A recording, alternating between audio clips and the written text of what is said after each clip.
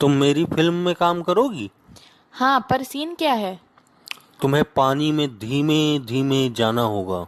और फिल्म का नाम क्या है? गई भैंस पानी में। अरे सुन रही हो, एक बहुत जरूरी बात बोलना है। हाँ बोलिए। अगर तुम चाहोगी ना तो मेरे घर को स्वर्ग बना दोगी। ऊ कैसे? ते अपना मायके जाके।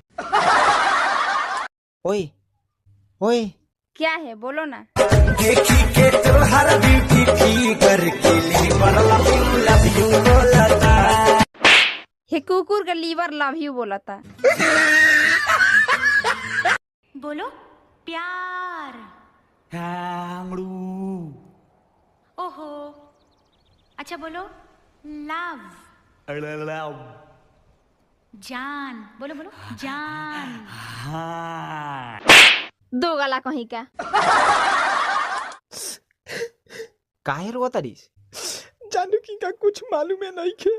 दिलवा में फील बाजुबान करे चरचा, तुहरा पकोद में जवानी पूरा खर्चा। आज लेगो टिकुली ना देले हुई जवानी खर्चा करियो। पिया पिया क्यों रुला दिया?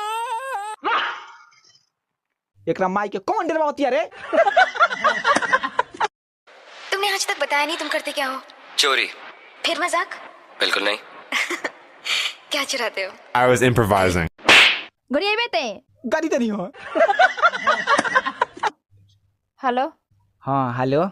का हाल बजी? दिन रात तड़पता हूँ, मिलने को तरसता हूँ। तो तोर साथ का बड़ी 20,000 रुपया लेके आ जो।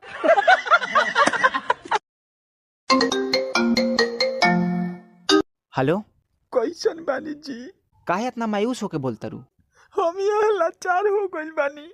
लाचार कैसे? रउआ चली गई परदेश माजा मारे। सरवलिया के लेबर में खटा होता है, इनका माजा मारता नहीं।